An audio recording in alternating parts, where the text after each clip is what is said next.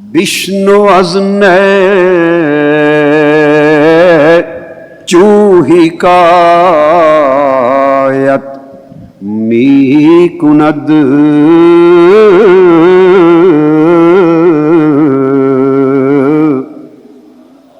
विष्णु अजने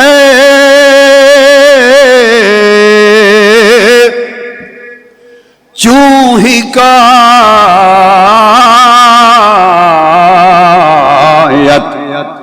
मी कुनद वज जुदाई हाशिकायत मी कुनद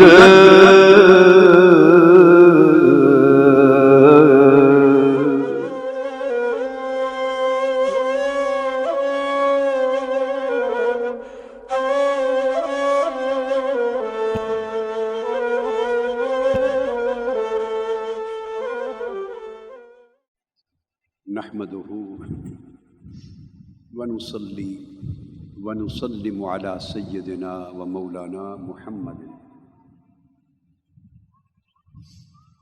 रसूलिहिन नबिय्यिल अमीनिल मकीनिल हनीनिल करीमिर रऊफिर रहीम।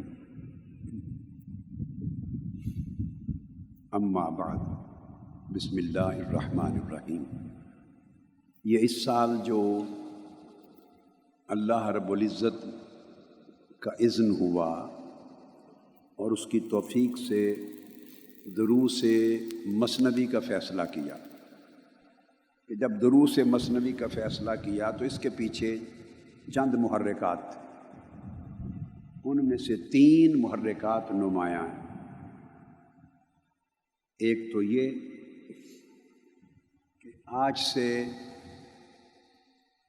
आप समझें कोई 70 या 80 90 साल या 100 साल कबल का जो ज़माना था, उस वक्त तक पिछली चंद सदियों में, कई सदियों में जो तालिबीन इश्क व मारिफत होते थे,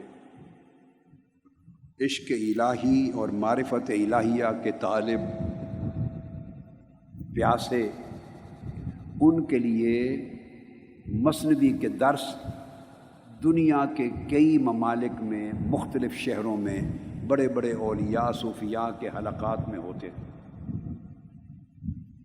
मसनवी मौलाना रूम का दर्स दिया जाता था और इससे बेहतर इश्क इलाही और मारिफत इलाही के जाम भर भर के पिलाने का कोई और मज़मून न था।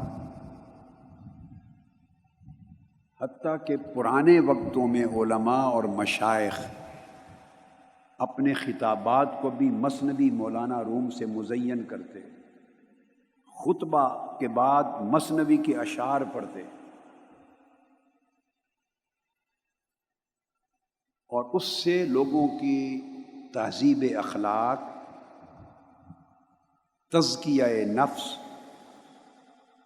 तस्फ़िया क़ल्ब व बातिन और उनके अंदर मारिफत इलाहिया का नूर पैदा करने और उनकी रूहों को अल्लाह की कुर्बत की याद दिलाने और उनके अंदर इश्क इलाही की आग लगाने के लिए मसनवी मौलाना रूम को एक मुअस्सिर तरीन ज़रिया समझा जाता था। ये गुलिस्तान शेख सादी की और इस तरह बाज़ और मशाइख की कुतुब वो दुनिया में कबूलियत के एतबार से सब मसनवी मौलाना रूम के बाद आती हैं। एक तो ये था कि ये एक बड़ा पुराना सबक था और आखिरी दौर जो गुज़रा है उसमें जो मसनवी का दर्स देने वाले मशाइख थे उनमें हज़रत पीर सैयद मेर अली शाह साहब रहमतुल्लाह अलैह, उनसे उसी ज़माने में या उससे कबल मसनवी का दर्स मक्का मुअज़्ज़मा में होता था और हज़रत हाजी इमदादुल्लाह मुहाजिर मक्की रहमतुल्लाह अलैह दर्स मसनवी देते اور پاک و ہند سے مشائخ اور علماء ان کے درس مثنوی کے حلقہ کے لیے مکہ معظمہ جاتے، اور جب ہندوستان میں تھے تو لا محالہ یہاں بھی ہوتا تھا۔ حضرت خواجہ فخر الدین فخر جہاں دہلوی رحمۃ اللہ علیہ یا حضرت شاہ ولی اللہ محدث دہلوی کے ہم اثر ہیں، ان کا مستقل حلقہ درس مثنوی ہوتا تھا۔ اور پھر حضرت شاہ سلیمان توسوی اور کتنے مشائخ کا پھر ذکر کریں اور کتنے شہروں کا ذکر کریں۔ اس وقت تو انڈیا تھا، ہندوستان کا، جہاں حلقات تھے درس مثنوی کے، یعنی یہ زبان تھی تزکیہ نفس، تصفیہ قلب و باطن اور تہذیب اخلاق کو سمجھانے اور سکھانے کی، تربیت کی۔ ایک یہ محرک تھا۔ دوسرا محرک میرا ایک ذاتی تھا، وہ میں آپ سے بتا دوں۔ میرے والد گرامی حضرت فرید ملت ڈاکٹر فرید الدین قادری رحمۃ اللہ تعالی علیہ، وہ ساری عمر مثنوی مولانا روم ان کی زندگی کی ساتھی تھی، اور زندگی کے آخری چند سالوں میں انہوں نے رات کا مطالعہ کتب، آخری چند سالوں میں رات کے وقت کا مطالعہ کتب چھوڑ دیا تھا۔ رات کو عشاء کے بعد سونے سے قبل دیر تک صرف مثنوی مولانا روم پڑھتے تھے، اور آہستہ آہستہ لے میں ترنم کے ساتھ پڑھتے تھے۔ مثنوی ان کے سرہانے پڑھی ہوتی تھی، اور سمجھیں وہ حافظ تھے مثنوی کے، ایسے نہیں اول تا آخر مکمل حافظ نہیں، میں کہہ رہا ہوں سمجھیں گویا حافظ تھے۔ اور پرانے زمانے کے بہت سے مشائخ اور اکابر علماء، وہ آپ یوں سمجھ لیں کہ اکثر مقامات مثنوی کے گویا حافظ ہوا کرتے تھے۔ میں پھر وہ مثنوی پڑھتے اور گریہ و زاری کرتے، اور ان کی پھر آہ و بکا سے آواز نکلتی اور وہ روتے۔ تو میں نے بچپن میں اور لڑکپن میں یہ زمانہ دیکھا ہے۔ پھر چونکہ ان کا فیض ہے، انہوں نے پڑھایا، انہوں نے پرورش کی، انہوں نے تربیت کی، انہوں نے میرے اندر اس علمی روحانی ذوق کو ڈالا اور اس ذوق کی پرورش کی، پالا پوسا۔ مگر جب ہمارا وقت آیا تو وہ گلشن دیکھ نہ سکے، انہوں نے گلشن لگایا مگر دیکھ نہ سکے۔ تو ایک میرے دل میں تھا کہ میں دروس مثنوی کے ذریعے ان کی روح کو خوش کروں، جن کا فیض اور احسان ہے آپ پر، ان کی روح کو خوش کروں۔ اور وہ ہر سال مولانا روم سے ملاقات کے لیے قونیا جاتے، یعنی بغداد شریف بھی جاتے، دمشق بھی جاتے، مصر بھی جاتے، بیت المقدس بھی جاتے، مگر قونیا استنبول تو قونیا مولانا روم کے ہاں جاتے۔ اور یہ مشائخ کا وتیرہ تھا، وہ قافلوں کی شکل میں ہندوستان سے سفر کر کے قونیا مولانا روم کے ہاں جاتے تھے، اور وہاں محفل سما ہوتی تھی، ہندوستان سے جایا کرتے تھے۔ بغداد شریف جاتے اور وہاں سے قونیا جاتے، دو جگہیں مقرر تھی کہ ان کا ناغہ نہیں ہوتا تھا، اور علاوہ اس کے باقی مقامات تو تھے، زیارت گاہیں تھیں۔ تیسری جو اس کی علت ہے یا سبب ہے اور محرک ہے، وہ ان سب سے خاص ہے۔ وہ یہ کہ میں پورا سال اس بولی کے بولنے کے لیے ترستا رہتا ہوں، اور سال بھر مجھے یہ بولی سننے والا کوئی نہیں ملتا۔ ایسی بولی بولنے کے لیے ایک ماحول چاہیے، ایک ایسا ماحول جس میں دل و دماغ، قلب و روح، یعنی تن بھی اور من بھی یکسو ہو جائیں، یکسو، اور ہر شے دائیں بائیں کے خیال سے اور اس کے شغل سے بے نیاز اور منقطع ہو جائیں، اور ان کی سماعتیں دیکھنا، ان کا سننا، ان کا سوچنا، ان کا چاہنا، ان کا فکر، ان کی طلب، ان کی خواہش، ہر شے یکجا ہو کر ایک سمت ہو جائے اور وہ طلبگار ہوں اپنی روحانی تربیت کے لیے عشق کا ترانہ سننے کی خاطر۔ اس کے لیے ایک ماحول چاہیے، ایک بستی چاہیے، ایک محفل چاہیے جہاں ترانہ عشق گونجے۔ یہ بولی اس کا سوداگر ہر کوئی نہیں ہوتا، ہر جگہ نہیں ملتا۔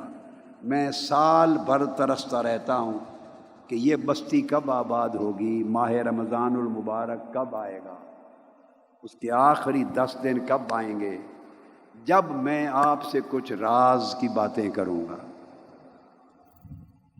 آپ سے میں کچھ اپنے من کی باتیں کروں گا۔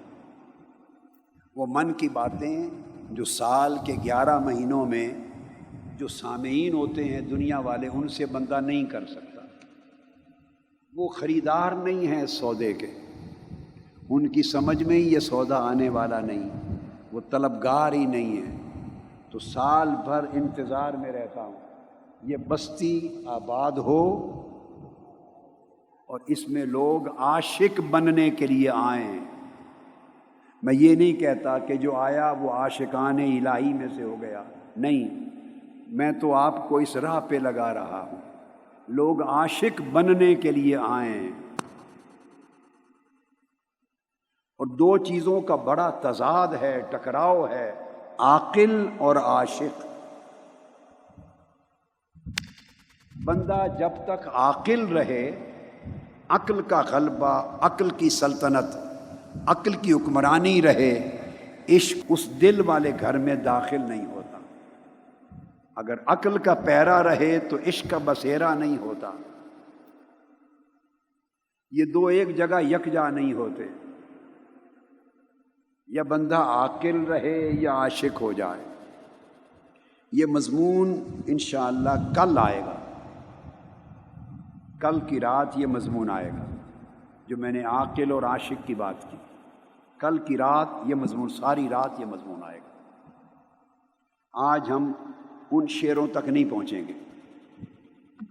تو اس وقت ایک تمہید ہے کہ اگر عقل کی حکمرانی رہے تو عشق کا داعیہ، عشق کا جذبہ نہ بیدار ہو سکتا ہے، نہ پروان چڑھتا ہے، نہ مستحکم ہوتا ہے، نہ تناور درخت بنتا ہے، چونکہ عقل کے تقاضے یکسر کچھ اور ہیں۔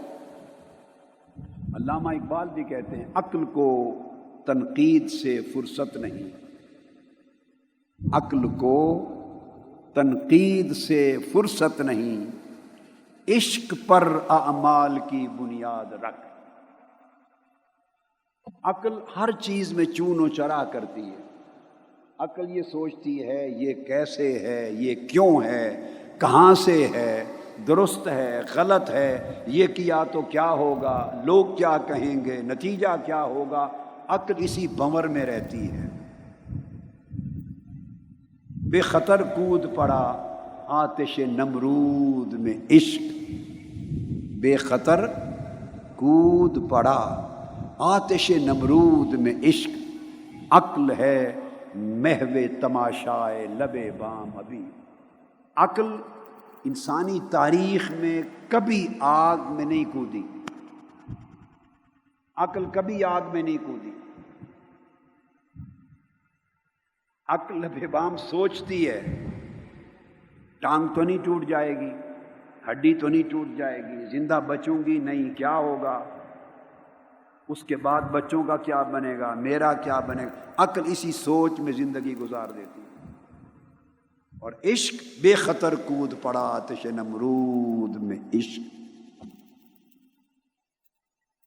وہ عشق تھا جس نے ابراہیم علیہ السلام کو آتش نمرود میں بھیج دیا۔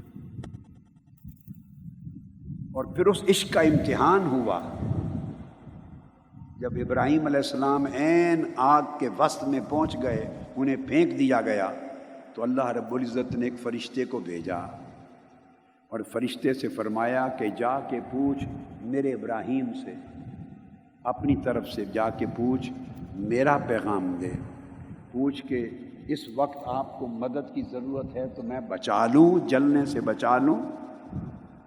تو اس فرشتے نے جا کے پوچھا، ابراہیم علیہ السلام نے جواب دیا کہ نہیں، اگر تو سوال کرنا ہے تجھ سے، اما السوال عنک، اگر سوال کرنا ہے تجھ سے تو فلا، پھر کوئی سوال نہیں، چلا جا، حاجت نہیں۔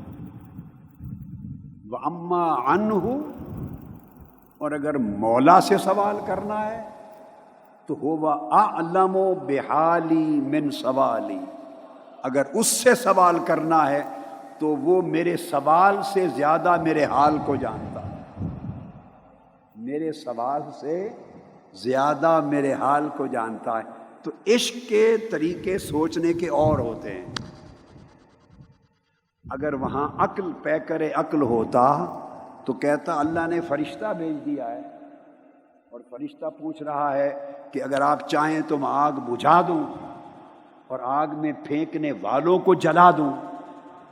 عقل کا پیکر ہوتا تو کہتا ٹھیک ہے، آگ بجھا دے تاکہ ان کو پتہ چل جائے کہ میں حق پر ہوں، اور اللہ کا پیغام حق ہے اور یہ جھوٹ پر ہیں، باطل ہیں، مشرک ہیں، ان کو پتہ چل جائے یہ وقت ہے حق کی کرامت دکھانے کا۔ معجزہ صادر ہو جاتا تو پیکر عقل ہوتا تو کہتے حق اور باطل میں فرق سامنے آ جائے گا، بجھا دیں آگ، بلکہ ان کو لگا دیں، مگر نہیں، یہاں آگ میں جو کھڑا تھا وہ پیکر عقل نہیں، پیکر عشق تھا۔ اس نے کہا فرشتے سوال کروں تجھ سے سوال کروں، میرے عشق کی ہتک ہے، یہ عاشق کی ہتک ہے، عاشق کو زیب نہیں دیتا۔ رہ گیا اس سے سوال کرنا، تو اس سے تو تب سوال کروں کہ میرے حال سے واقف نہ ہو۔ تو عاشق یوں سوچتا۔ تو عقل کے سوچنے کے طریقے اور فیصلے کے طریقے اور ہوتے ہیں، عشق کے فیصلے کے طریقے اور ہوتے ہیں۔ عقل جان بچاتی ہے،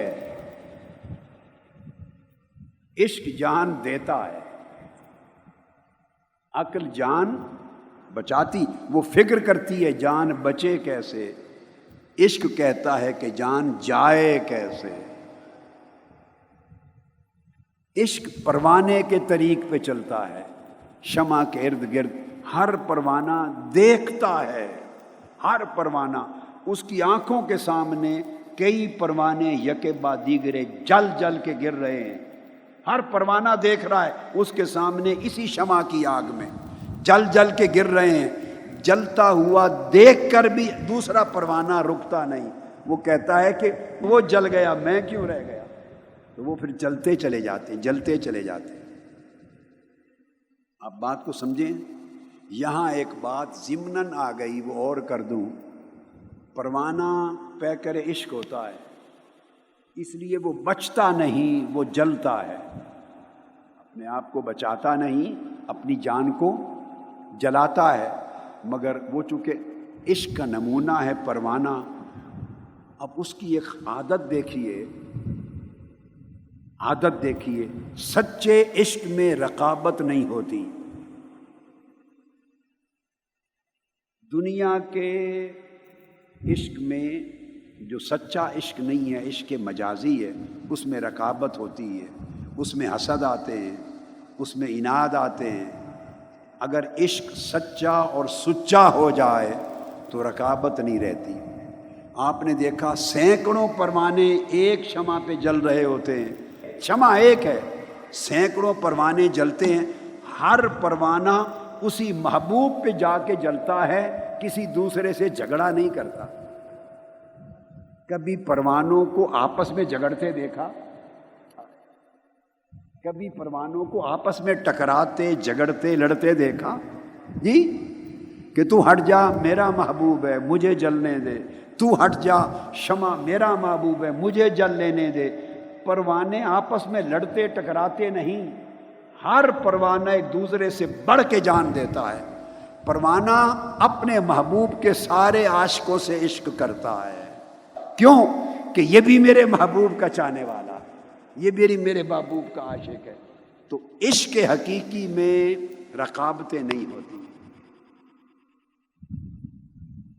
تو میں سال بھر منتظر رہتا ہوں کہ یہ بستی بسے اور آپ اس طلب کو لے کے آئیں اور میں اس چنگاری کو بھڑکانے کے لیے 10 راتیں لگاؤں. تو اور کچھ نہیں تو کچھ نہ کچھ تو دل سوختہ ہو کے جائیں گے نا، کچھ نہ کچھ تو ہو کے جائیں گے. میں سال بھر تلاش میں رہتا ہوں کہ کوئی ایسے لوگ ملیں جن کو دل کا پارا پارا ہونا گوارا ہو، جن کو دل کا پارا پارا ہونا گوارا ہو، جن کو طلب ہو کہ جگر پھٹے، کچھ آگ لگے، کچھ تپش عشق آئے، اور یہ جن ذلتوں میں زندگی گزار رہے ہیں کچھ ان سے نکلیں اور روح کو لے کے پرواز کریں سوئے ملکوت اور سوئے جبروت. اس پڑوس میں وہ پنجابی کا میں نے ایک مصرع سنایا تھا کہ وسدے ہاسے تے وسدے ناسے تیری جھوک دے آسے پاسے. میں ترجمہ سمجھاتا ہوں، جو جنگ سے اس سمت کے ہیں ان کو سمجھ نہیں آئے گی ہر لفظ کی، مجھے پتا ہے. وسدے ہاسے یعنی ہم بستے تھے، وہ محبوب سے بات کرتا ہے عاشق، ہم بستے تھے، آباد تھے کبھی. وسدے ہاسے تے وسدے ناسے. وسدے ناسے کا مطلب ہے کہ تجھے چھوڑ کر دور جانے پر اعتبار نہیں کرتے تھے. جہاں تیرے قربت میں رہتے تھے چھوڑ کر کہیں جانا یہ گوارا نہیں کرتے تھے. ممکن ہے پلٹ کے آنا نصیب نہ ہو. چمٹے رہتے تھے تیری قربت میں، تیرے جوار میں، تیرے پڑوس میں، کہ کبھی کبھی تیرا جلوہ ہو جائے گا، تیری آواز سنائی دے گی.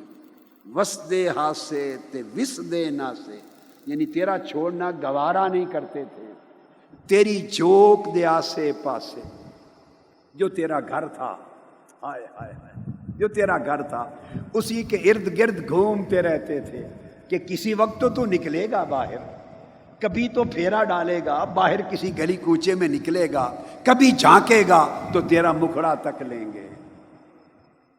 تیری رہائش گاہ کے ارد گرد پھرتے رہتے تھے. تیری جھوک دے آسے پاسے سن دے ہاسے. مجھے خیال آیا کہ یہ مصرع شاید دوسرا نہیں سنایا تھا. سن دے ہاسے مٹھیاں گالی تے وچھڑن یاد نہ ہاسے. سن دے ہاسے تیری مٹھیاں گالی.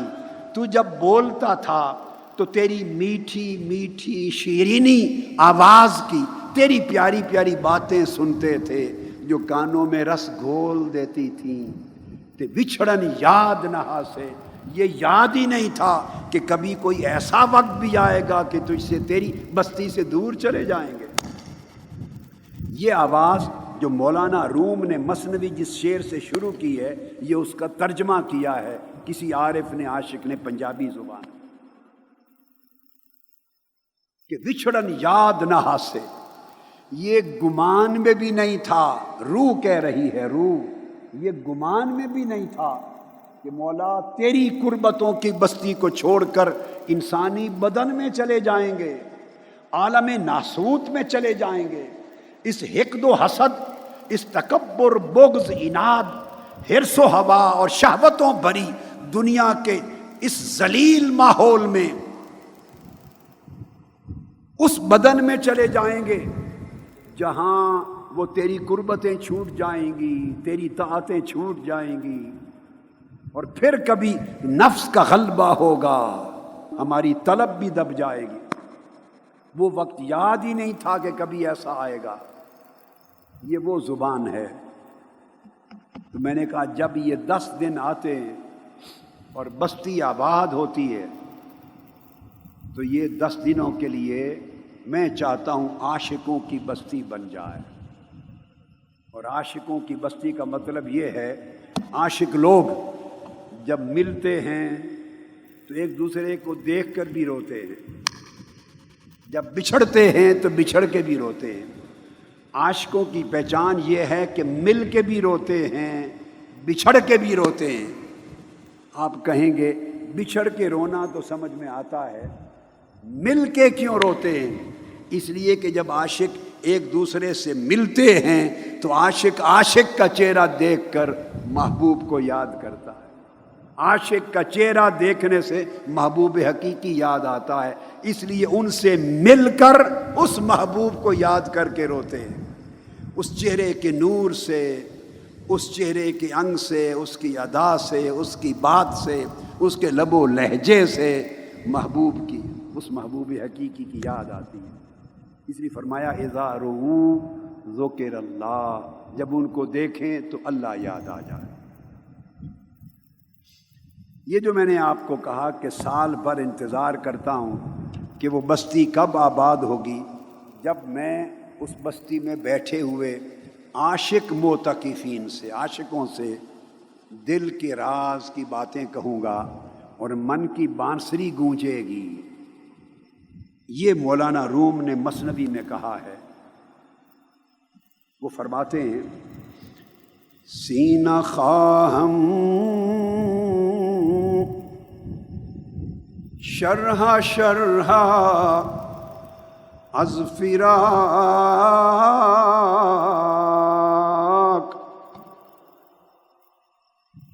تا بگویم شرح درد اشتیاق۔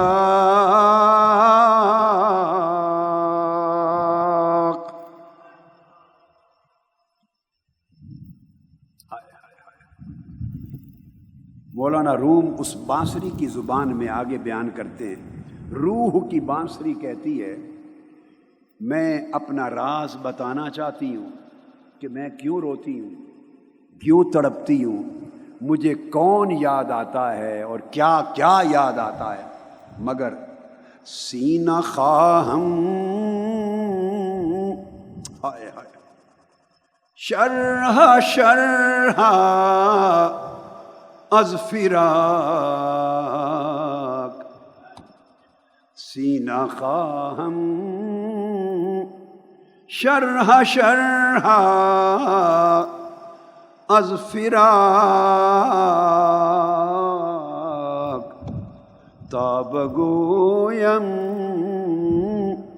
شرح درد اشتیاق۔ کہتی ہے کہ میں ایک ایسا سینہ چاہتی ہوں، ایک ایسا سینہ چاہتی ہوں جو سینہ خود جدائی کے غم میں پارا پارا ہو چکا ہو۔ ایک ایسے سینے کی تلاش میں ہوں جو سینہ خود کسی جدائی میں پارا پارا ہو چکا ہو، چاک چاک ہو چکا ہو۔ جب کوئی سینہ چاک ملے تو تب یہ جو درد اشتیاق ہے، عشق کا درد ہے، اس کی داستان اس کو سناؤں کہ میں کس عشق میں روتی پھرتی ہوں اور میری داستان کیا ہے۔ اب یہاں مطلب بات کا یہ ہے، اس میں مولانا روم بانسری کی زبان میں یہ پیغام دے رہے ہیں کہ انسانوں کے پاس، کسی کے پاس عشق کا درد ہے، جدائی کا درد ہے، تنہائی کا درد ہے، مگر اس درد کو وہی شخص سمجھ سکتا ہے، وہی شخص جو اپنی زندگی میں مصائب و آلام سے لذت گیر ہوا ہو، جس کا سینہ پھٹا ہو اور جس نے درد کا مزہ چکھا ہو کہ درد کیا ہوتی ہے، تب جا کے وہ کسی اور کے نالہ فریاد کا اثر لے گا اور اس کی درد بھری داستان کی طرف اس کے دل کے کان متوجہ ہوں گے۔ جس شخص کے اوپر نہیں بیتی، بھوکا شخص ہی بھوک کا معنی سمجھتا ہے کہ بھوک کیا ہے۔ جو پیاسا رہ چکا ہو یا پیاسا ہو، اسی کو خبر ہوتی ہے کہ پیاس کیا شے ہے۔ صحت مند بیمار ہو جائے تو اس بیمار کو پتا ہوتا ہے کہ صحت کی قدر و قیمت کیا ہے۔ جو بھوکا ہی نہیں ہے، اسے کسی کے بھوکا رہنے کا کیا احساس ہے؟ جس پر خود پیاس نہیں بیتی، اس کو کسی پیاسے کے حال کا کیا خبر؟ فرماتے ہیں کہ بے شک جب درد مند عاشق اپنے ہجر و فراق میں روتا ہے تو کچھ نہ کچھ اثر اس کے ہجر و فراق کے آہ و بکا کا، اس کی فریاد کا، رونے دھونے کا کچھ نہ کچھ اثر ہوتا ہے۔ مگر کچھ طبیعتیں ایسی بھی ہوتی ہیں، اتنی سنگ دل ہوتی ہیں، اتنی سنگ دل ہوتی ہیں، وہ دل گداختہ نہیں ہوتی، ان کے دل جلے نہیں ہوتے، ان کے دل نرم نہیں ہوتے۔ ایسی بھی طبیعتیں ہوتی ہیں کہ وہ کسی کا رونا دھونا سو کے بھی ان کے اندر درد نہیں آتا، بیدار نہیں ہوتا۔ یہ سنگ دل ہیں۔ کہتے ہیں چلو سنگ دلوں کو چھوڑ دو، جو پتھر دل ہیں انہیں چھوڑ دو۔ اللہ پاک نے قرآن مجید میں بھی دلوں کی 3 قسمیں بیان کی ہیں، مثالیں دی ہیں۔ فرمایا کچھ ایسے دل بھی ہیں جو پتھروں کی طرح ہیں اور ان پہ کچھ اثر ہی نہیں ہوتا، اور فرمایا کچھ دل ایسے ہیں جن سے تھوڑا تھوڑا پانی رس پڑتا ہے، اور کچھ دل ایسے خوش نصیبوں کے ہیں جن سے چشمہ پھوٹ پڑتا ہے، ان پتھروں کی طرح، ان پتھروں سے چشمہ پھوٹ پڑتا ہے۔ تو اگر کسی کا دل ایسا نہ ہو کہ اس سے عشق اور معرفت کا چشمہ پھوٹ پڑا ہو، تو کم سے کم اتنا ہو، قرآن مجید میں کہا کچھ ایسے پتھر بھی ہیں کہ لرز جاتے ہیں، تو کم سے کم کوئی لرزنے والا دل تو ہو کہ کسی کے دکھ درد اور ہجر و فراق کا قصہ سن کر لرز تو جائے، اس کو تڑپنے کا معنی تو سمجھ آئے، اس کو غم اور آہ و بکا کا کچھ فہم تو ہو۔ وہ کہتے ہیں جس کا سینہ ہی نہیں پھٹا، جس نے درد کی لذت ہی نہیں چکھی، جس نے مصیبت اور عشق اور فراق کی کیفیت کو نہیں دیکھا، میں اس کے سامنے بانسری کہتی ہے اپنے درد کا کیا نالہ بیٹھ کے سناؤں۔ اور پھر وہ جس نے فراق اور ہجر کا درد نہ چکھا ہو، اسے آپ دکھ درد اور غم سنانے لگے، وہ آپ کو سیدھا سمجھے گا مکار ہے، فریبی ہے، کیونکہ اس کو سوائے فریب کے کسی چیز کی سمجھ ہی نہیں۔ اس کی آنکھیں کبھی بھیگی نہیں ہیں، اس کے دل لرزے نہیں ہیں، اس کی آنکھیں بھیگی نہیں، تڑپا نہیں ہے۔ وہ تڑپنے والے کو دیکھے گا سمجھے گا فریبی ہے، مکار ہے، عیار ہے، اس کی سمجھ اس سے آگے جائے گی نہیں۔ یہ ایک قسم کے کہ ریاکار آدمی ہے۔ اب دوسرا کہتے ہیں کہ چلو ممکن ہے کوئی آپ کو ریاکار نہ سمجھے، کچھ تھوڑی خبر ہو اس کو دکھ درد کی، تھوڑی سی خبر ہو دکھ درد کی، مگر وہ کیا اندازہ کرے گا کہ اس شخص کا غم فراق کیا ہے۔ اس لیے وہ فرماتے ہیں کہ مجھے ایسا سینہ چاہیے جس کو ہجر اور فراق اور دکھ درد کی کیفیتوں کا کچھ اندازہ ہو، تاکہ میں اپنے درد شوق اور درد عشق کا حال اس کو سناؤں۔ اب یہ شیخ سعدی فرماتے ہیں اسی مضمون کو، شیخ سعدی وہ فرماتے ہیں تندرستاں را نہ باشد درد ریش، تندرستوں کو کیا خبر درد ریش، جز بہم درد نہ گویم راز خیش، کوئی ہمدرد ملے تو اسی کو اپنے درد کا راز سنا سکتے ہیں، جو ہمدرد ہی نہیں ہے اس کو کیا سنائیں اپنے درد کا حال۔ اور پھر بڑی عجیب بات کی ہے شیخ سعدی نے اسی مضمون میں، کہتے ہیں تا ترا حال نہ باشد ہم چما، حال ما باشد ترا افسانہ بیش، کہ اے بندے جب تک تیرا حال بھی میرے حال جیسا نہ ہو جائے، جب تجھ پر وہی کچھ نہ بیتے جو مجھ پر بیتا ہے، تو پھر میں اپنا حال سنا دوں تو اسے افسانہ ہی سمجھے گا، کہ کوئی افسانہ سنا رہا ہے، یہ کوئی ناول ہے، کوئی قصہ ہے، کوئی کہانی ہے، تجھ پر وہی کچھ تھوڑا سا بیتے جو مجھ پر بیت گیا ہے، تو تب تجھے بھی میرے حال کی سمجھ آئے۔ یہاں ایک شعر ہے میر درد کا۔ میر درد کا کلام پہلے انڈیا میں قدیم زمانے میں جب اردو شاعری شروع ہوئی تو میر تقی میر اور میر درد دو نامور شعراء تھے۔ میر درد کا کلام ہمیشہ صوفیانہ درد کا کلام، صوفیاء کا کلام، وہ صوفی شخص تھا۔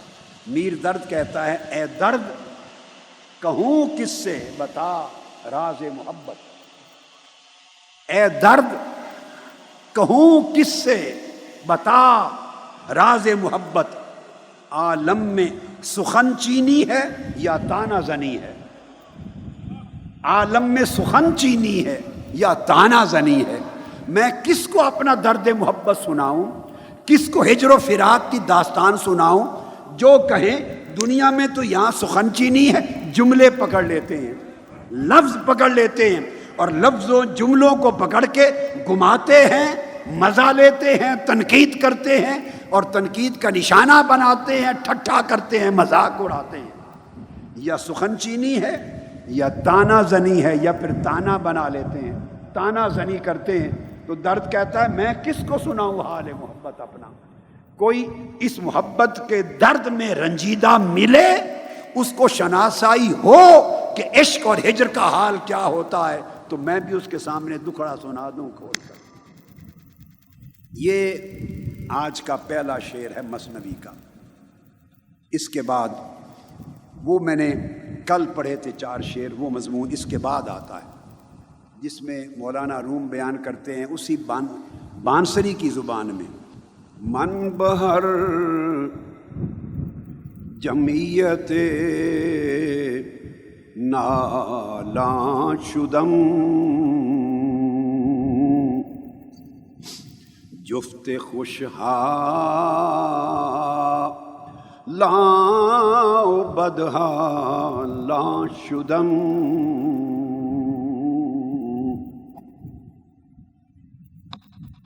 پھر آگے کہتے ہیں ہر کسے از ظن خود شد یار من،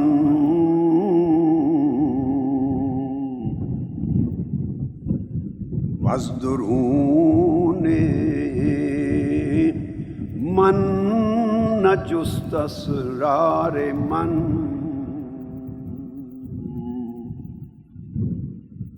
اب وہ بیان یہ کر رہے ہیں، روح کہتی ہے، روح کہ میں بہت ساری صحبتوں میں بیٹھی ہوں، بہت سی مجلسوں میں بیٹھی ہوں، روح کہہ رہی ہے نا، یعنی بندہ بیٹھتا ہے بہت سی صحبتوں میں، بہت سے اجتماعات میں، بہت سی مجلسوں میں بیٹھی ہوں اور ان میں روئی بھی ہوں، کئی بار روئی ہوں، اور جفت خوشحالاں و بدحالاں شدم، خوشحال خوش اوقات اور بدحالاں بد احوال۔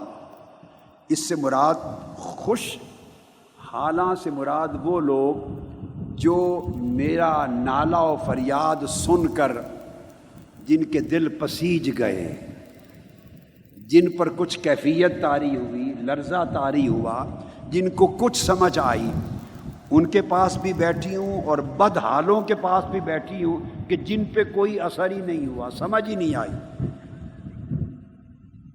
جگہ جگہ بیٹھی ہوں، طرح طرح کی مجلسوں میں بیٹھی ہوں اور طرح طرح کے لوگوں کے ساتھ بیٹھ کے میں نے ہر ایک کو اپنا حال سنایا ہے، مگر کیا ہوا، ہر کسے از ظن خود یار من، ہر کوئی اپنی سمجھ کے مطابق، اپنے فہم کے مطابق میرا دوست بن گیا، اپنی سمجھ اور اپنے فہم کے مطابق میرا رفیق بن گیا، میرا ساتھی، میرا صاحب، مصاحب بن گیا، اپنی اپنی سمجھ اور صلاحیت کے مطابق ہر کوئی میرا دوست، بہت دوست بنے، بہت آئے میرے پاس بیٹھے، بہتوں نے میری بات چیت سنی، بہت سے لوگ نے اپنی سمجھ کے مطابق مجھے چاہا، میرے دوست بنے، مگر ہر کوئی اپنی سمجھ کے مطابق مجھ سے دوستی کرتا رہا، اس کے اپنے معیار تھے، اپنے پیمانے تھے، اپنی سمجھ کے، اپنی بوجھ کے، اپنے مفاد کے، اپنے ناپ تول تھے، ہر کوئی اپنی اپنی سمجھ کے پیمانے کے مطابق مجھے اپنا سمجھتا رہا، وہ میرا بنتا رہا، دوستی بناتا رہا، مگر میرے اندر جو اصل راز تھا اس راز کا کھوج لگانے کی کوشش کسی نے نہ کی، میرے اندر کے راز کی اصل جستجو کوئی نہ کر سکا۔ اب یہ کیا ہے؟ مولانا روم مضمون یہ بتانا چاہ رہے ہیں کہ ہر مجلس میں بیٹھی ہوں میں، عاشق اور عارف کی روح کہتی ہر ایک کے ہاں میرے نالہ و فریاد کو سن کے کچھ نہ کچھ ہر ایک پر اثر ہوا، سنگ دلوں کو چھوڑ کر، سخت دلوں کو چھوڑ کر، جن کے دل پتھر ہو گئے تھے انہیں چھوڑ کر کچھ نہ کچھ اثر ہوا، مگر اثر اتنا ہوا کہ اس نے اجمالاً میرے دکھ درد کو، آہ و بکا کو، نالہ و فریاد کو سن کر اتنا ہی سمجھا کہ ایسے لگتا ہے کہ اس پر کوئی صدمہ آیا ہے، اس پر کوئی مصیبت ضرور آئی ہے،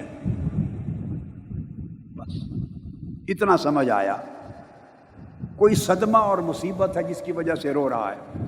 اس سے آگے اس کی سمجھ میں نہیں آیا، کچھ آگے بڑھا، اس نے مزید سمجھنے کی کوشش کی مجھے، تو اس نے اپنے اوپر قیاس کر لیا، کوئی صدمہ اس کی زندگی میں بھی آیا تھا، کوئی مصیبت اس کی زندگی میں بھی آئی تھی، اس کا تجربہ بھی ہوا تھا صدمے کا، دکھ کا، مصیبت کا، اس نے اپنے اوپر قیاس کر کے سمجھا کہ جس قسم کی مصیبت میں، آفت میں، تکلیف میں، پریشانی میں مبتلا ہوں یا مبتلا رہا ہوں، اس پر بھی اسی طرح کی کوئی مصیبت آئی ہوگی، اس کی بیوی مر گئی ہوگی بیچارہ، کوئی اچھا رشتہ نہیں ملتا ہوگا، کوئی بیٹا بیٹی اولاد میں کوئی مر گیا ہوگا، اس کا روزگار چھن گیا ہوگا، بے روزگار ہوگا، جاب لیس ہوگا، اس لیے روتا ہے، پریشان ہے، بیمار ہوگا، سینکڑوں علاجوں کے باوجود صحت یاب نہیں ہو رہا،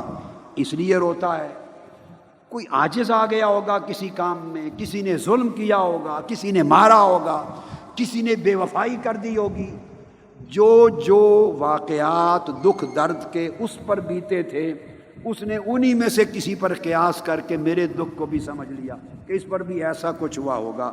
وہ کہتے ہیں کہ جس سے بھی واسطہ پڑا اس نے میرے دکھ کو اپنے کسی دکھ جیسا سمجھ لیا،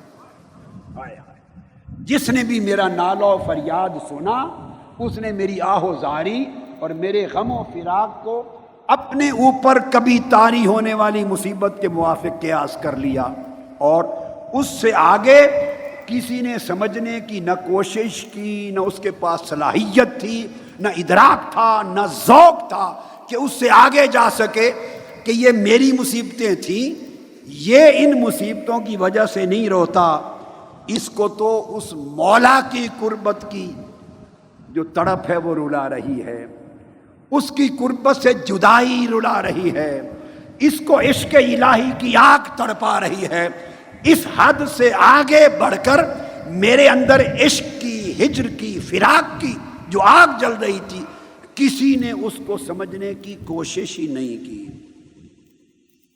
یہ وہ بیان کرتے ہیں کہ اس کو طلب حق اور اس کی قربت الہی کی کوئی تڑپ ہے۔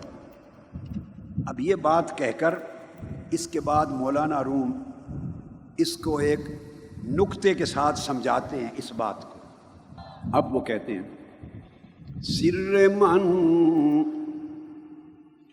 از نالائے من دور نیست،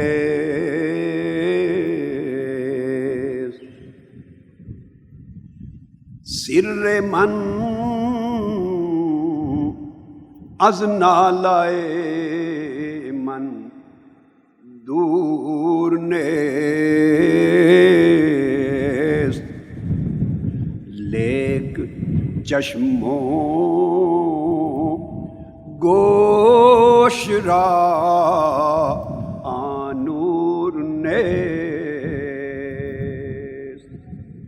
اب وہ کہتے ہیں کہ میرا جو راز ہے یہ وہ بیداری ہے جس کی بات کل کی تھی. یہ روح کو اس طرح بیدار کیا جائے کہ میرا راز میری آہ و بکا اور میری فریاد سے دور نہیں ہے. جو میرا نالہ و فغاں ہے، آہ و بکا ہے، جو گریہ و زاری ہے، رونا دھونا ہے، اس میری آواز، رونے دھونے کی آواز اور میرا راز اور میری گریہ و بکا کی آواز، ان میں فاصلہ نہیں ہے زیادہ، یہ ایک دوسرے سے دور نہیں ہیں. مگر کیا کروں، جو مجھے دیکھتا ہے نہ آنکھ کے پاس وہ نور ہے کہ مجھے دیکھ کر راز پا سکے، جو مجھے سنتا ہے نہ کان کو یہ نور حاصل ہے کہ میری آواز سن کر راز کو پا سکے. وہ کہتے ہیں مگر آنکھ اور کان کو وہ نور ہی نصیب نہیں ہے جس سے اس راز کو پایا جا سکے. یعنی یہ جو میری حقیقت درد ہے، وہ فرماتے ہیں وہ سمجھ آ سکتی تھی، اسے سمجھا جا سکتا تھا، مگر میری درد کی حقیقت کو سمجھنا اور پانا یہ ایک امر ذوقی ہے، یہ ذوق کا امر ہے. اب امر ذوقی اسی کو نصیب ہوگا اور وہ ہی سمجھ سکے گا جو صاحب کیفیت ہے، جو صاحب حال ہے، جو صاحب درد دل ہے، جس پر واردات اور کیفیات ہیں. وہی ذوق کے کسی امر کو سمجھ سکتا ہے. تو وہ فرماتے ہیں کہ کان اللہ نے ذوق سمجھنے کے لیے نہیں بنائے، آواز سننے کے لیے بنائے. اس سے زیادہ کانوں کو کیا خبر کہ اس آواز میں کیا درد ہے. آنکھ دیکھتی ہے، وہ جسموں کو دیکھتی ہے، تن کو دیکھتی ہے، مگر من میں چھپے رازوں کو دیکھنا آنکھ کے بس کی بات نہیں. وہ کہتے ہیں لوگ مجھے سنتے رہے مگر کانوں سے، کان میرے راز تک کیسے پہنچے. لوگ مجھے دیکھتے رہے، میری پریشان حالی دیکھتے رہے، مگر آنکھوں کو وہ نور میسر نہیں کہ وہ میرے راز کو پا سکیں. اس وجہ سے وہ فرماتے ہیں یہ جو نکتہ ہے اس کی آگے ایک مثال دیتے ہیں تاکہ آسانی سے بات سمجھ میں آ جائے. کہتے ہیں طنز جانو جان ز تن مستور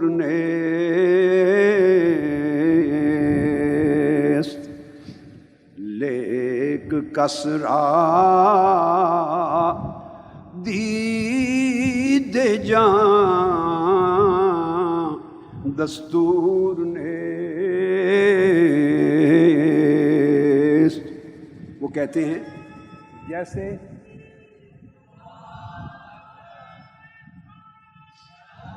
جیسے میرا راز اور میرے دکھ درد کی آواز دونوں ایک دوسرے سے دور نہیں، قریب ہیں مگر سمجھ نہیں آتی.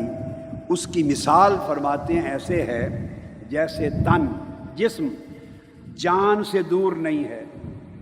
آپ فاصلہ کر سکتے ہیں، یہ انگلی ہے، یہ انگلی ایک جسم ہے، اس کے اندر جان ہے، کوئی فاصلہ ہے. اس طرح سر سے پاؤں تک پورا تن ہے، پورا جسم ہے، اس کے اندر جان ہے. جان ہے تو جسم زندہ ہے نا.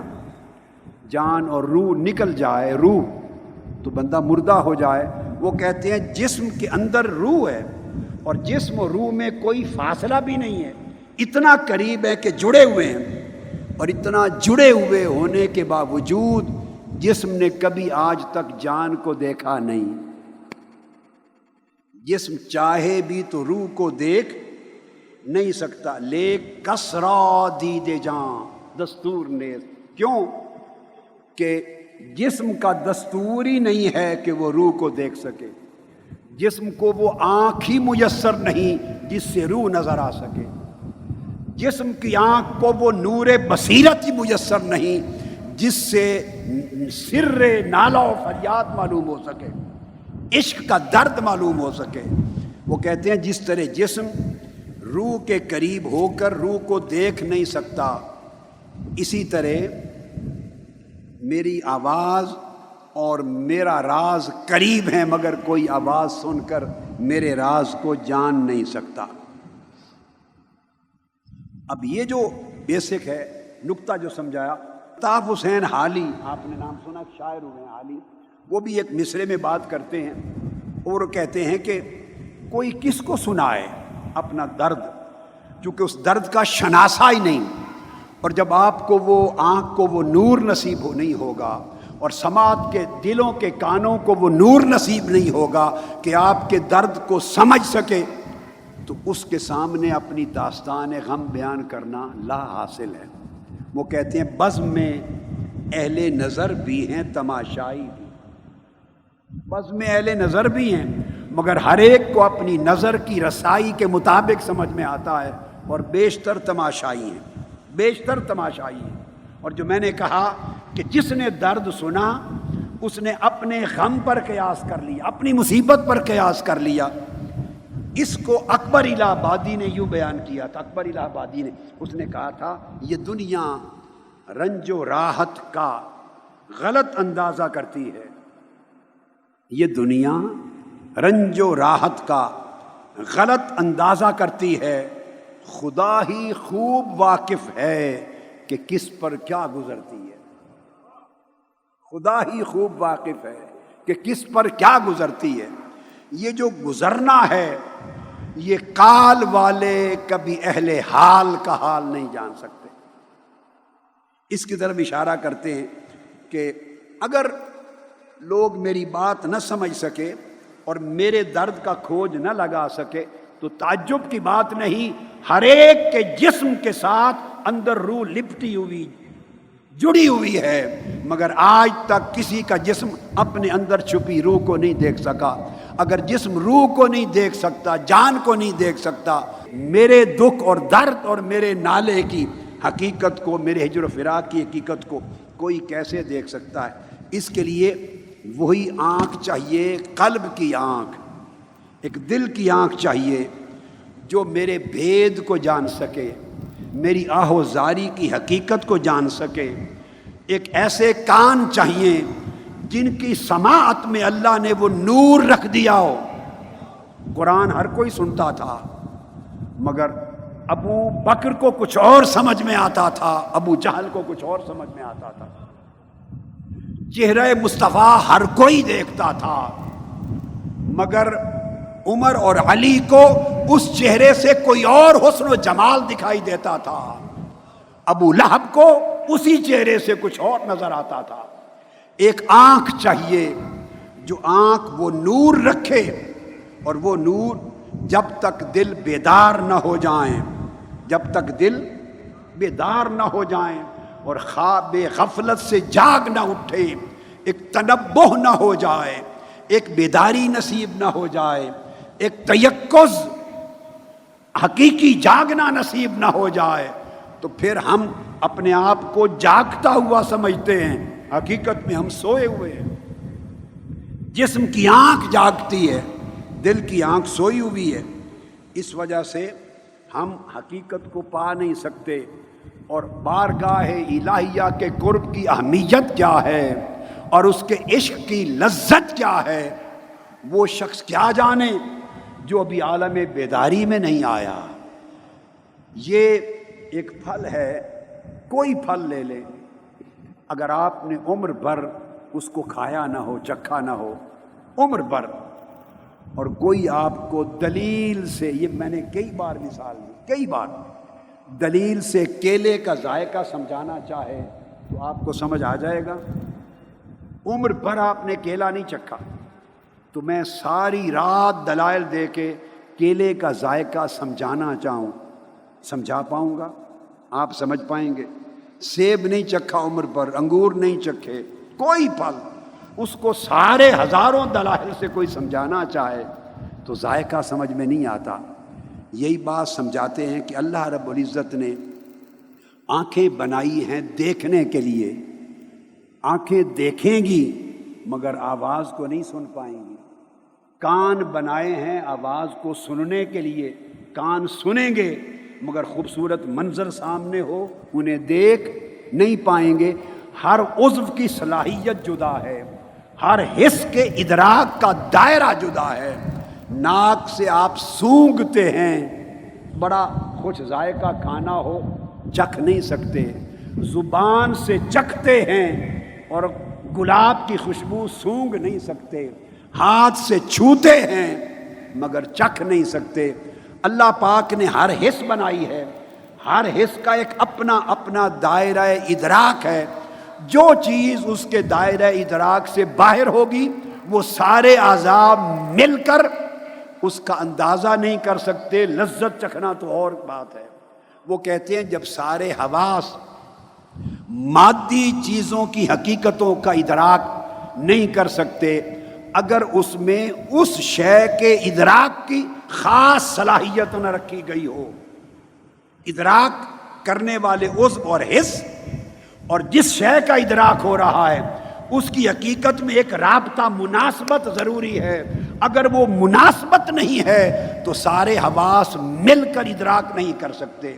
تو لوگوں، ہم عالم ناسوت میں بیٹھے اس کثافت کی دنیا میں ہیں، عالم ارواح اور قرب الہیہ کی دنیا، اور عالم ملکوت اور عالم جبروت اور عالم لاہوت، اور پھر اس کی ذات کے جلوے، یہ ہمارے حواس کے ادراک سے ماورا ہیں، ہمارے عقل کے ادراک سے ماورا ہیں، ہماری سوچ اور فہم سے ماورا ہیں، ہمارے تصور، تفکر اور تخیل سے ماورا ہے۔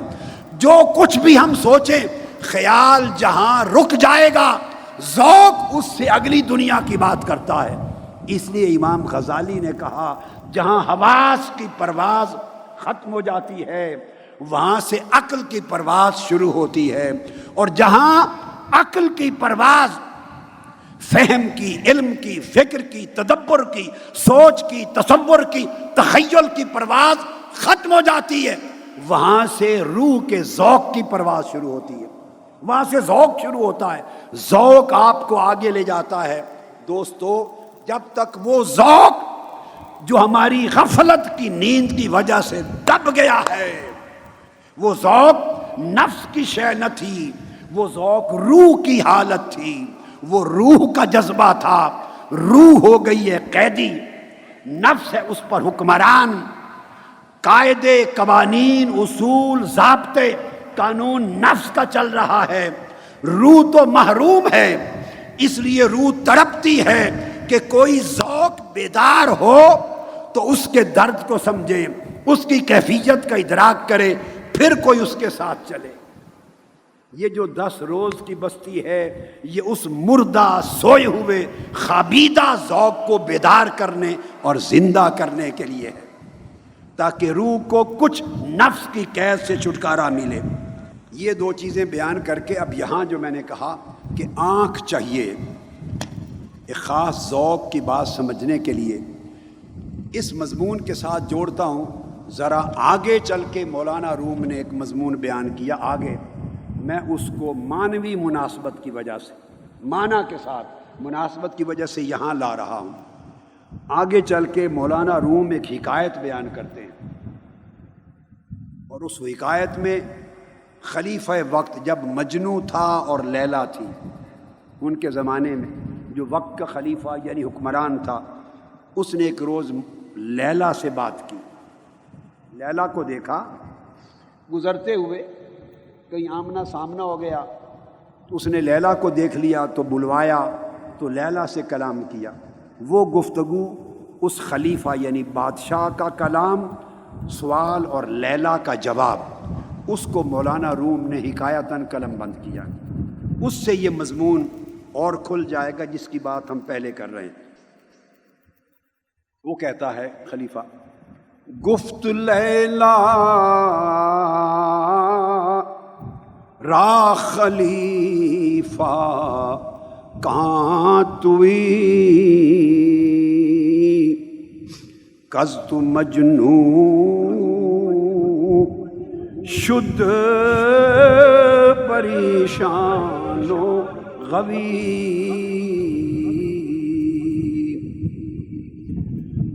از دیگر خوباں تو افزون نیستی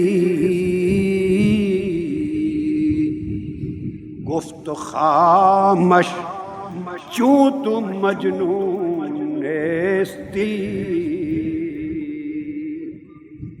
بادشاہ نے جب لیلا کو دیکھا تو وہ بول اٹھا، اس نے کہا تو لیلا ہے؟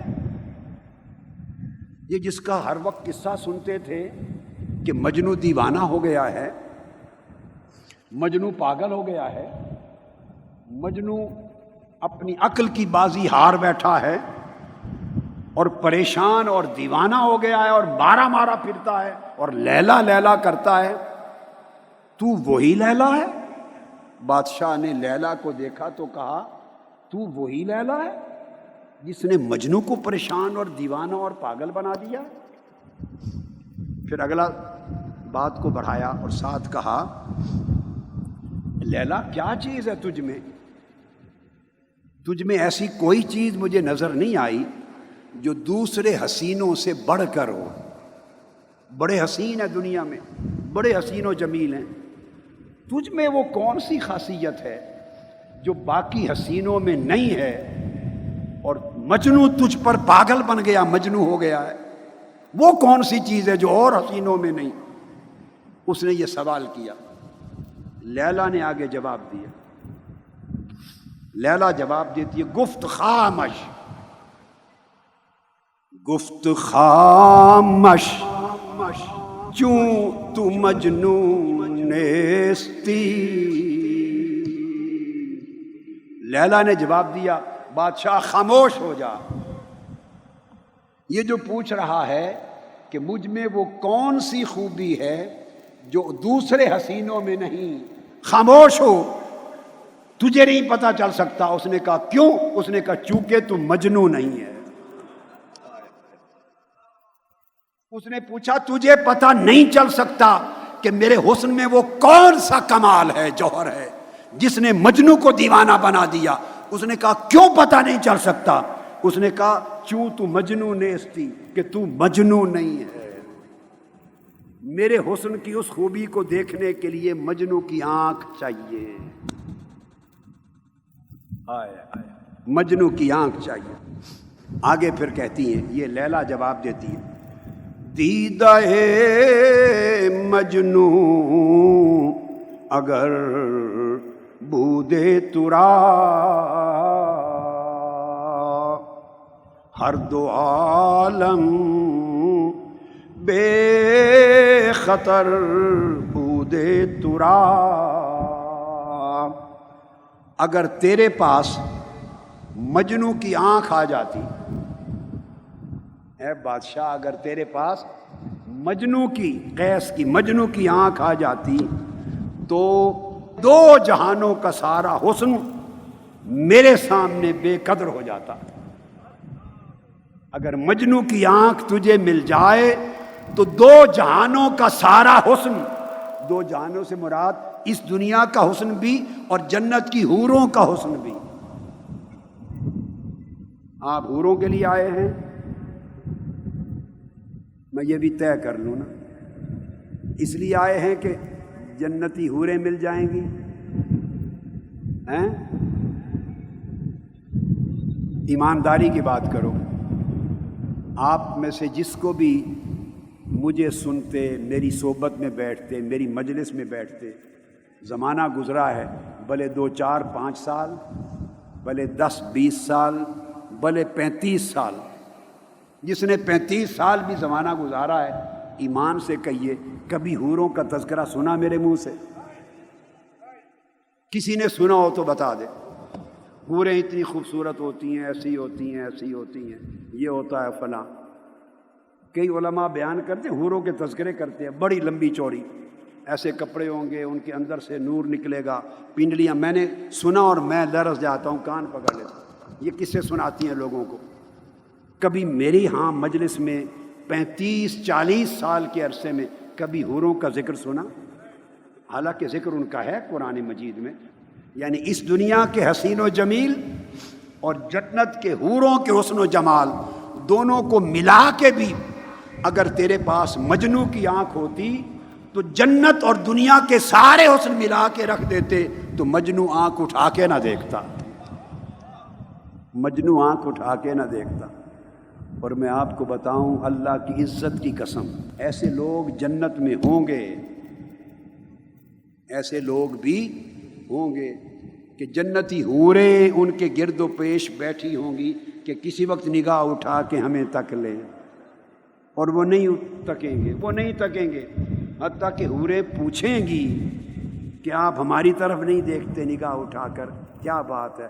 وہ کہتے ہیں ہم تمہیں دیکھنے نہیں آئے تھے، ہم کسی اور جلوے کے لیے آئے تھے، ہم کسی اور جلوے کے لیے آئے تھے۔ تو یہاں سن لو آنے والوں، میرے نوجوان بیٹے، میرے پیارے پیارے نوجوان، یہاں حوروں کا سودا نہیں ملتا، وہ بائی پروڈکٹ ہے۔ جنت میں جائیں گے تو اپنے آپ ملے گی، انہوں نے جانا کہاں ہے، وہ آپ ہی کے لیے، اور کہاں جانا ہے۔ یہاں حوروں کا سودا نہیں ملتا، میں حوروں کو سودا نہیں بیچتا، میں حوروں کا سودا نہیں بیچتا، یہاں عشق کا سودا ملتا ہے۔ ایسے لوگ جنت میں ہوں گے۔ حدیث پاک میں کہ اللہ پاک فرشتوں سے فرمائیں گے ان سے پوچھو، ان سے کہ کیا خوش ہو؟ جب ان کو محلات مل جائیں گے تو پوچھا جائے گا خوش ہو؟ وہ ان سے پوچھیں گے، وہ کہیں گے اللہ کا شکر ہے۔ وہ پھر کہیں گے باری تعالیٰ، وہ تو اس طرح کا جواب دیتے ہیں۔ ان سے پھر جا کے پوچھو، محلات دے دو، حوریں دکھا دو، خوش ہو؟ وہ خاموش ہیں۔ ان کو جنت کی نہریں اور باغات دکھا دو، ایک ایک نعمت دکھائی جاتی رہے گی، دکھائی جاتی رہے گی، دکھائی جاتی رہے گی۔ باری تعالیٰ وہ جواب نہیں دیتے، وہ سب سنتے ہیں اور چپ ہیں، جواب نہیں دیتے۔ انہیں جا کے پوچھو، اچھا ان سے یوں پوچھو کیا چاہتے ہو؟ ان سے پوچھیں گے فرشتے کیا چاہتے ہو؟ وہ کہیں گے باری تعالیٰ سے جا کے عرض کر کے باری تعالیٰ ہم نے راتوں کی نیند چھوڑی تھی، ان حوروں کے لیے نہیں، ہم نے تکلیفیں اٹھائی تھیں ان حوروں کے لیے نہیں، حور و قصور کے لیے نہیں، ہم نے اپنی جوانی میں اپنی شہوتوں کو، رغبتوں کو قابو میں لے لیا تھا، لگام ڈال لی تھی، حور و قصور کے لالچ میں نہیں، ہم نے دنیا کے مال و دولت اور بڑی رغبتیں، شہوتیں، حرص اور لالچ ترک کیے تھے، ان حور و قصور کے لیے نہیں، اور ساری زندگی تڑپ تڑپ کے گزار دی تھی، حور و قصور کے لیے نہیں۔ پوچھو تو کس کے لیے؟ انہوں نے کہا کہ ہم نے ایک وعدہ سنا تھا کہ قیامت کے دن ایک مقام ہوگا، وہاں مولا پردہ اٹھا کے اپنا جلوہ کرائے گا، وہاں ایک لمحہ آئے گا، سب کو کرسیوں پر، صوفوں پر بٹھا دیا جائے گا، اور اللہ رب العزت کی شان کے لائق ایک کرسی ہوگی، اور پھر وہ کبریائی پردوں کے ساتھ اس کا حسن اترے گا، جلوہ حق اپنی شان کے لائق، اور حکم ہوگا فرشتوں کو کہ میرے اور ان کے درمیان یہ جو پردہ ہے یہ بھی اٹھا دو۔ اور حدیث پاک میں ہے، صحیح مسلم میں، بخاری میں، صحیح حدیثیں بڑی پڑی ہیں، ایک روز بیٹھے ہوں گے جنت میں، اوپر سے آواز آئے گی السلام علیکم، وہ سب حیران ہو کے اوپر کی طرف دیکھیں گے کس نے ہمیں سلام کیا ہے؟ اوپر ایک نور ہوگا، جواب دے گا میں تمہارا رب ہوں، ہمیں تو وعدہ ملا تھا کہ بغیر پردے کے بے حجاب تیرے حسن کا جلوہ ہوگا، مولا ہم تو اس کے لیے مر کے آئے ہیں، تو ہمیں حور و قصور پر فارغ نہ کر۔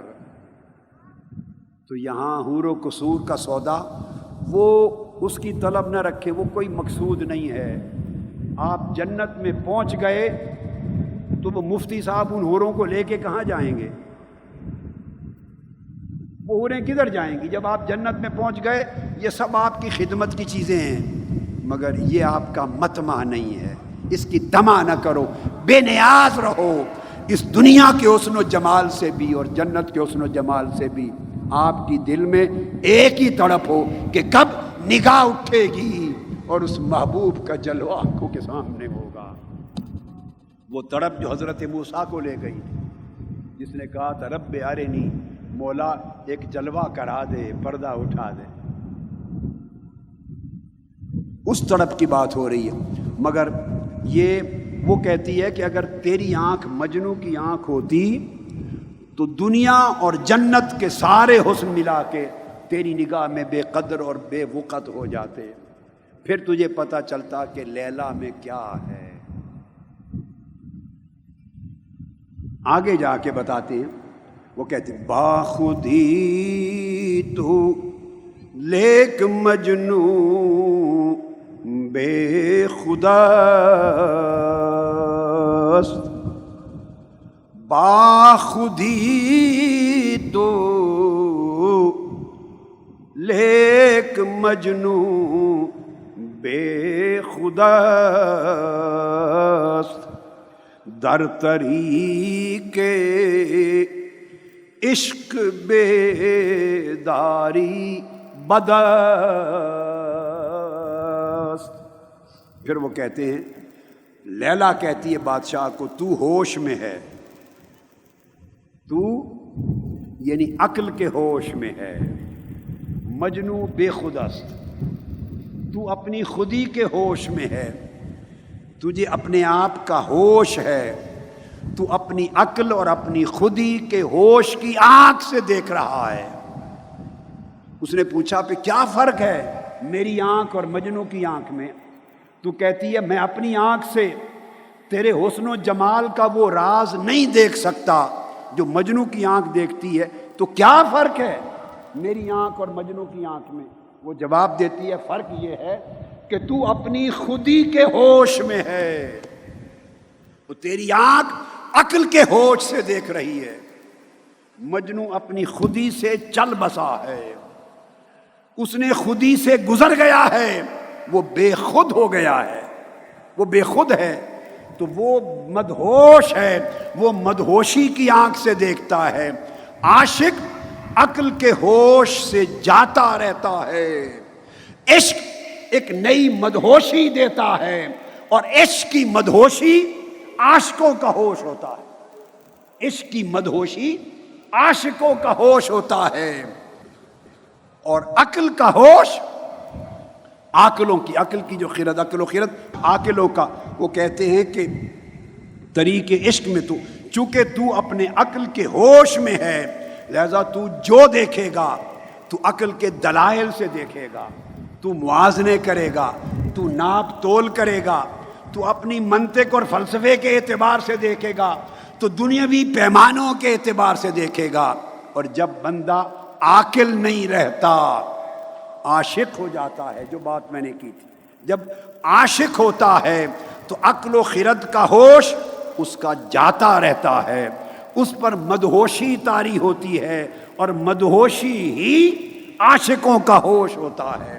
وہ ہوش جو مدہوشی کا ہوش ہے وہ مجنوں کو نصیب ہو گیا ہے، تو ابھی اس ہوش کی نگری میں نہیں پہنچا، تو عقل و خرد کی ہوش میں دھکے کھاتا پھرتا ہے۔ کسی نے کیا تھا، بو علی اندر غبار ناک کا گم، بو علی اندر غبار ناک کا گم، دست رومی پردہ محمل گرفت، کہ محبوب کجاوے پر سوار تھا، اونٹنی کے کجاوے پر محبوب سوار تھا، اس محبوب کے قدموں تک پہنچنے کے لیے، محبوب کا جلوہ کرنے کے لیے، محبوب کے رخ زیبا سے پردہ ہٹانے کے لیے بو علی بھی دوڑا۔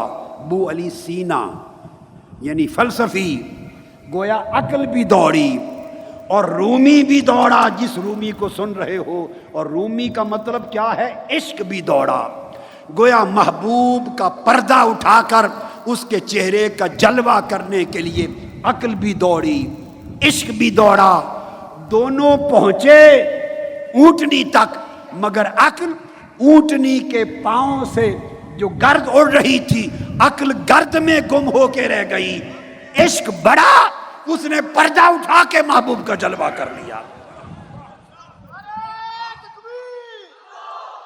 اس لیے کہا علامہ اقبال نے، گزر جا عقل سے، گزر جا عقل سے آگے، کہ یہ نور گزر جا عقل سے آگے، کہ یہ نور چراغ راہ ہے منزل نہیں ہے۔ عقل بھی پہنچاتی ہے مگر اونٹنی کے پاؤں کی گرد تک، عشق بھی پہنچاتا ہے، عقل بھی پہنچاتی ہے، مگر دونوں کی منزل میں فرق ہے۔ عقل اس اونٹنی جس کے کجاوے پر محبوب و پیکر حسن سوار ہے، وہ اونٹنی کے پاؤں سے اڑنے والی گرد میں گم ہو جاتی ہے، پھر اس سے آگے کی اسے خبر نہیں ہوتی۔ یہ عشق کو توفیق ملی ہے کہ وہ بڑھ کر کجاوے سے پردہ اٹھا کر محبوب کو تک لیتا ہے۔ اس لیے لیلا نے کہا کہ اے بادشاہ، تو ابھی عقل و خرد کے ہوش میں ہے، عقل و خرد گرد میں گم ہے۔ تو مجنو بن، مجنو کی آنکھ لے، پھر تجھے بے خودی ملے گی، پھر تجھے بے ہوشی ملے گی۔ اس بے ہوشی میں ایک نیا ہوش ہوگا، اس بے ہوشی میں ایک نیا ہوش ہوگا۔ وہ ہوش تجھے وہ آنکھ دے گی جس سے تجھے سمجھ آئے گی کہ لیلا کیا ہے۔ تو عقل کی بیداری کے بعد پھر آگے، عقل کی بیداری کے بعد ہوشیاری آتی ہے۔ یہ جو نقطہ بتایا اس کے اندر، جس کو مولانا روم نے اسی موقع پر، جس کا میں نے ہوش کی بات کی، وہ فرماتے ہیں اس مقام پر دو باتیں کی نا، ایک بے ہوشی کی مدہوشی، اور ایک مدہوشی میں ہوش۔ وہ کہتے ہیں آگے چل کے، محرم ای ہوش جز بے ہوش نیست، محرم ای ہوش جز بے ہوش نیست، مر زبان را مشتری چون گوش نیست۔ مولانا روم فرماتے ہیں کہ یہ ایک ایسا ہوش ہے، محبوب تک پہنچنا، محبوب کے جلوے کی تڑپ دل میں لانا، اور اس محبوب کی قربت کے لیے ہر اس شے کو دفع کر دینا جو محبوب سے دور لے جاتا ہے، جو محبوب کی یاد بلاتا ہے، جو محبوب کے نگر سے دور کرتا ہے، جو محبوب سے محروم کرتا ہے۔ ہر اس شے کو بھول جانا، اور بندہ بھول نہیں سکتا جب تک دنیا کا ہوش ختم نہ ہو۔ بندہ بھول نہیں سکتا جب تک دنیا کا ہوش ختم نہ ہو۔ اس دنیا میں ایک ہوش ہے، اور اس ہوش سے ہوشیاری ہے۔ ہوشیار جو دنیا کا ہوشیار ہے وہ محبوب کا مختار نہیں ہوتا۔ تو دنیا کی ہوشیاری، ہوش جائے گا تو عشق الہی کی مدہوشی میں ایک نیا ہوش شروع ہوگا، ایک نئے ہوش کی آنکھ کھلے گی۔ اس ہوش کی آنکھ سے وہ جلوے نظر آئیں گے۔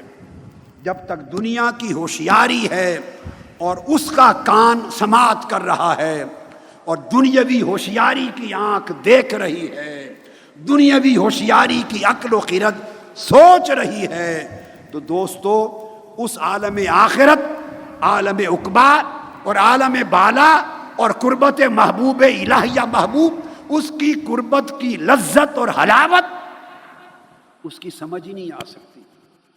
ایک طرف دنیا کا ہوش بندے کو عیش و طرب کے سامان دکھاتا ہے، آسائش دکھاتا ہے، دنیا کی لذتیں دکھاتا ہے، راحتیں دکھاتا ہے، عزتیں دکھاتا ہے، دنیا کی بہت سارے لالچ اور حرص اور شہوتیں دکھاتا ہے، اور یہ وہ چیزیں ہیں جو دست بدست ہیں۔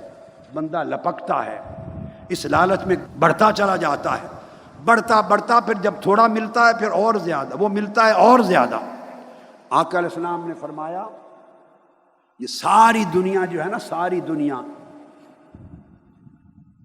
اگر وہ ایک سمجھے سمندر کی مانند ہوتی اور بندہ پورا سمندر لے لیتا تو حرص ایسا ہے دنیا کا ہوش کہ وہ کہتا اب اس کے بعد اگلا سمندر ملے، وہ بھی پی لے تو وہ کہتا اگلا سمندر ملے۔ یہ سفر حرص اور لالچ کا دنیاوی ہوش کے تحت جو حرص اور لالچ اور شہوت کا سفر ہے، اس کی کوئی اینڈ نہیں ہے، کوئی خاتمہ نہیں ہے۔ اس لیے کہا کہ اے بندے، جب تک تو اس ہوش میں ہے، اس مدہوشی کی باتیں تیری سمجھ میں نہیں آ سکتی، اس ہوش سے گزرنا ہوگا، عشق کی مدہوشی طاری ہوگی، اس میں جا کر طلب مولا کی ایک چنگاری بھڑکے گی، پھر اس چنگاری کو پروان چڑھائیں گے، پھر اس کو بڑھانے کے لیے کاوش کریں گے۔ یہ ساری کوششیں وہ ہیں جو دنیاوی مفاد کو زیادہ محفوظ نہیں کریں گی۔ آقا علیہ السلام نے فرمایا، ایک حدیث میں ہے کہ دیکھو، اگر دنیا کو ترجیح دو تو آخرت کا یقیناً کچھ نہ کچھ نقصان ہوگا، اگر آخرت کو ترجیح دو تو یقیناً دنیا کا کچھ نہ کچھ نقصان ہوگا۔ میری بات سمجھ آئی؟ آقا علیہ السلام نے فرمایا اگر آخرت کو ترجیح دو تو یقیناً دنیا کا کچھ نہ کچھ نقصان ہوتا ہے۔ دھیان ادھر بڑھ جائے اور ادھر کم ہو جائے تو نقصان ہوتا ہے، اور اگر دنیا کو ترجیح دو تو اسی طرح آخرت کا ضرور نقصان ہوگا۔ تو صحابہ نے پوچھا تو آقا پھر کیا کریں؟ فرمایا پھر باقی کو فانی پہ ترجیح دو۔ نقصان دونوں طرف ہے، نقصان دونوں طرف ہے۔ دنیا کے پیچھے دوڑو تو آخرت کا نقصان ہے، بچ نہیں سکتے۔ آخرت کی طرف دوڑو تو کچھ نہ کچھ دنیا کا نقصان ہے، بچ نہیں سکتے۔ نقصان کسی ایک نہ ایک شے کا دونوں طرف ہے۔ تو فرمایا پھر دیکھو باقی کیا ہے اور فانی کیا ہے، ہمیشہ کس نے رہنا ہے اور فنا کس نے ہو جانا ہے۔ جو فنا ہونے والی ہے اسی کو قربان کرو، جو باقی رہنے والا ہے اسے اختیار کر لو۔ اس لیے کہا کہ دنیا کی مدہوشی لے لو اور مولا کے عشق کا ہوش لے لو، اس سے جو آنکھ بدلے گی یہ خاص ہوش ہے۔ جب یہ ہوش ملتا ہے دل کو، عشق الہی کا ہوش، اس میں ما سوی اللہ کے علائق کٹ جاتے ہیں، اس میں مادی دنیا کی طلبات و رغبات کمزور ہو جاتی ہیں، حرص اور ہوا و ہوس ان کی پیٹھ کمزور ہو جاتی ہے، ان کو ٹھوکر لگتی ہے، ٹوٹتی ہے۔ عقل معاش انسان اس کی گرفت کمزور کرتا ہے، تو جب ادھر سے تھوڑا تھوڑا اس کا دل لا تعلق ہونے لگتا ہے، ادھر تعلق جڑنے لگتا ہے۔ اور یہ بھی آخری بات یاد رکھ لے، دو باتوں میں فرق ہے، ایک ہے دنیاوی اور معاشی فرائض کو نبھانا، یہ اور چیز ہے، دنیاوی ضرورتوں کو نبھانا، معاشی فرائض کو نبھانا، کاروبار رزق حلال کے فرائض کو نبھانا، اس سے کبھی آقا علیہ السلام نے اور اللہ رب العزت نے کبھی منع نہیں کیا، یہ اور چیز ہے۔ اور ایک ہے دل کا اس دنیا کے حرص اور ہوا و ہوس میں اور اس کی محبت و غم میں مبتلا ہو جانا، اس کا دکھ اور سکھ دنیا بن جائے، اس کی راحت اور بے چینی دنیا بن جائے، دنیا کی ہر چیز میں ہر وقت اس کا دھیان لگا رہے۔ اور جب یہ کیفیت ہوتی ہے تو اس کے بھی دو درجے ہیں، ایک عمومی مشغولیت ہے اور ایک اس دنیا میں فنائیت ہے۔ ایک ہے جتنی ضرورت ہو اس قدر مشغول ہو دنیا میں، بقدر ضرورت مشغول ہو دنیا میں، مگر عشق الہی اور آخرت کے ہوش کو کمزور نہ ہونے دے۔ اور ایک ہے دنیا کی طلب میں اس طرح بڑھتا جائے کہ فنا ہو جائے، اس کا جینا مرنا ہی دنیا ہو جائے، دنیا ملے تو اس کو راحت ہے، جائے تو مر گیا، اس کا چین سکون راحت عزت ہر شے دنیا میں آ جائے، جان دنیا میں آ جائے، یہ ہے دنیا میں فنا ہونا۔ تو دنیا میں جو فنا ہو گیا اس سے آخرت کا ہوش بھی گیا اور عشق الہی کا ہوش بھی گیا۔ تو دنیا میں فنا نہیں ہونا، دنیا کو بقدر ضرورت لینا ہے، وہ فرائض ہیں، وہ سنت ہے، وہ صحابہ بھی کرتے، وہ اولیاء بھی کرتے، وہ صلحاء بھی کرتے۔ تو دنیا کو اپنی سواری بناؤ، اپنے اوپر سوار نہ کرو، سوار خود بنو، دنیا آپ کے نیچے سواری رہے، سواری پر آپ سوار ہوں تو لگام سے جدھر چاہیں موڑ کے لے جائیں، سواری آپ کے تابع ہو کے مڑتی چلی جاتی ہے۔ اور اگر دنیا کی طلب، دنیا کا حرص، دنیا کی شہوت، دنیا پرستی آپ پر سوار ہو جائے اور آپ دنیا کی سواری بن جائیں تو دنیا آپ کو پھر کتے کی طرح جدھر چاہے گی موڑ کے لے جائے گی، آپ پھرتے رہیں گے۔ دو چیزوں میں بنیادی فرق ہے۔ تو دنیا میں فنا ہونے سے بچو، دنیا کی سواری بن جانے سے بچو، اپنا راحت و غم اور جینا مرنا سب کچھ دنیا کے ساتھ جوڑ لینے سے بچو۔ یہ جو راحت ہے یہ اس کے عشق میں ملے، راحت قلب و جاں اس کی محبت میں ملے، راحت قلب و جاں اس کی طاعت اور اس کی معرفت میں ملے۔ دنیا بقدر ضرورت اور بطلب کفالت، بقدر ضرورت بقدر کفالت دنیا رہے۔ اس لیے اللہ والے کہا کرتے تھے دل یار ول ہاتھ کار ول، ہاتھ کام کی طرف رکھو، دنیا کے کام کاج کی طرف ہاتھ رکھو، دل یار کی طرف رکھو۔ دل کبھی دنیا میں مشغول نہ ہو، یہ میرا درس ہے۔ دل دنیا میں مشغول نہ ہو، دل مدہوشی میں رہے، دنیا کی ہوشیاری دنیا کے لیے رکھو۔ جب دین کا معاملہ آ جائے، دین کو، آخرت کو اور مولا کے حکم کو ترجیح دو، دنیا کو پسنداز کرو۔ جب مقابلے میں آ جائیں تو جب دنیا کی جب مدہوشی ہوتی ہے تو عشق الہی کا ہوش شروع ہوتا ہے، اور عشق الہی کے ہوش میں ایک نئی آنکھ کھلتی ہے۔ اس آنکھ سے جو نظر آتا ہے وہ کسی دنیاوی ہوش رکھنے والے کی آنکھ کو نظر نہیں آتا۔ تو کوشش یہ ہے میری، تگ و دو یہ ہے کہ آپ 10 دن کو مدت نہیں ہے، پہلے زمانوں میں لوگ سال ہا سال عشق الہی کا ہوش لینے کے لیے، عشق الہی کا ہوش لینے کے لیے سال ہا سال زندگیوں کی ریاضت کرتے، مجاہدے کرتے، تب جا کے ان کو 1-2 گھونٹ ملتے تھے عشق الہی کے نصیب ہوتے۔ اب مصروف مشاغل دنیا کی مصروف زندگی میں یہ جو 10 دن آتے ہیں، اس کے بعد اس سبق کو سال بھر گھر بھی رہیں تو سنتے رہیں، ہر روز سنتے رہیں، اور 10 دن میں یہ تہیہ کر کے جائیں کہ دنیا کی ہوشیاری پر مولا کے عشق کی مدہوشی غالب آئے، اور وہ آنکھ لے کے جائیں جو آنکھ اللہ کے حسن کے دیدار کی طالب ہو۔ اللہ رب العزت آپ کے ہمارے سب کے حال پہ کرم فرمائے۔ والسلام علیکم ورحمۃ اللہ وبرکاتہ۔